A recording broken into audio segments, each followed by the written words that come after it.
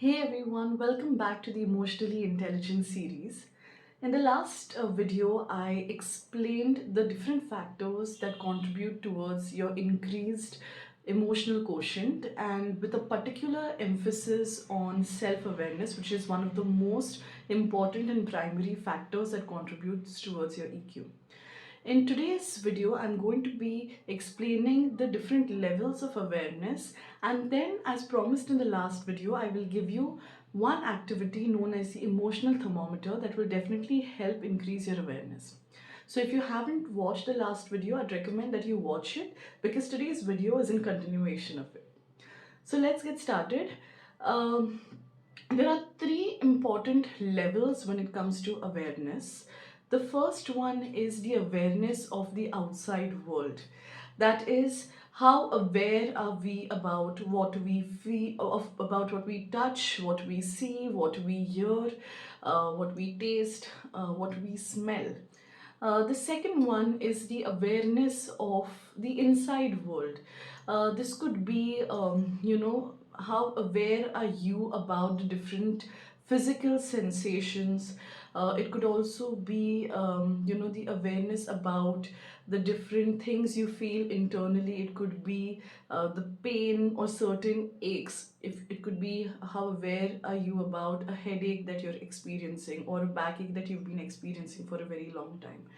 It is also your awareness about emotions in your conscious state.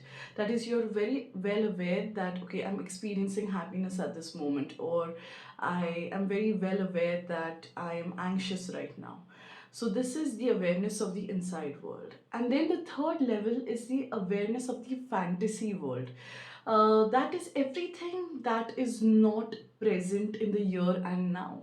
And by that I mean, how aware are you about your thoughts? What is it that you are feeling? Your different simulations. And all of this is not happening right now, it is not present in the here and now. Now, quite often people find themselves anxious and confused because they cannot tell the difference between the reality and what is happening in the fantasy world. Quite often, we tend to believe that our thoughts are always true, you know, but this could also be something that you're just imagining. So it is very important, in order to manage certain negative emotions, you should be able to tell the difference between what is fantasy and what is the actual reality. So now, coming back to the activity, this activity has helped me a lot. It is known as the emotional thermometer. I learned it during my training, and I give it to a lot of students and clients, especially when I'm conducting workshops. And a lot of them have given me a positive feedback that this particular exercise has helped them a lot when it comes to increasing their self awareness. So, the emotional thermometer looks something like this. So now there does not exist an actual emotional thermometer. This is just a pictorial representation. Okay. So if you look at this thermometer right here, it has, it goes right from 0 to 10. Now for you, it could be something different because we're mentally picturing this thing, right? So it could go from 0 to 10 or 0 to 100. So, at the lowest level in the emotional thermometer, you are going to place the negative emotion, and at the topmost, that is the highest level of the thermometer, it's going to be the positive emotion. So, how do we start, or how do we use this emotional thermometer to increase our self awareness? So, it's very easy. Your first step is that whenever you are experiencing a specific negative emotion, let's say you are experiencing some kind of unrest and you don't know what it is, or you don't know how to go about with it, you are first going to try to picture this thermometer, and then at the bottom, that is the lowest level of the thermometer, you are going to try to label that specific emotion there, this negative emotion there. Now, a lot of you might be thinking that I don't really know what I'm experiencing. I can't really put a name to that emotion. So, what am I going to write there? So, this itself is the very first step. Okay, when you're going to take that specific time, and you're going to make a conscious effort to think about what you're experiencing and to put it down right there at the lowest level on the thermometer, that itself starts the process of self-awareness. You are bringing that emotion from your subconscious mind to your conscious mind. If you're aware, in the last video, I had explained that our subconscious mind is actually guided by emotions and our intuitions. And it is very difficult for us to control anything that is in our subconscious mind. But the moment you bring it from your subconscious to your conscious mind, it is much more easier for you to manage it. So once you are able to label or put a name to that emotion and place it at the bottom of the thermometer, that itself starts a self-awareness process. So from here, what you're going to do is, let's take for example that you took some time to understand what is it that you're experiencing at the moment, and you know that it is anxiety. So you've written anxiety at 0 on the emotional thermometer, that is the lowest level. Now, as we, what's your next step from here is you are now going to write the opposite of this negative emotion. That is, what is a positive emotion here? It would be being more relaxed and calm. So you might write relaxed at 10 on the thermometer. Like I said, for me, if the thermometer is from 0 to 10, for you it could be 0 to 10 or 0 to 100, anything.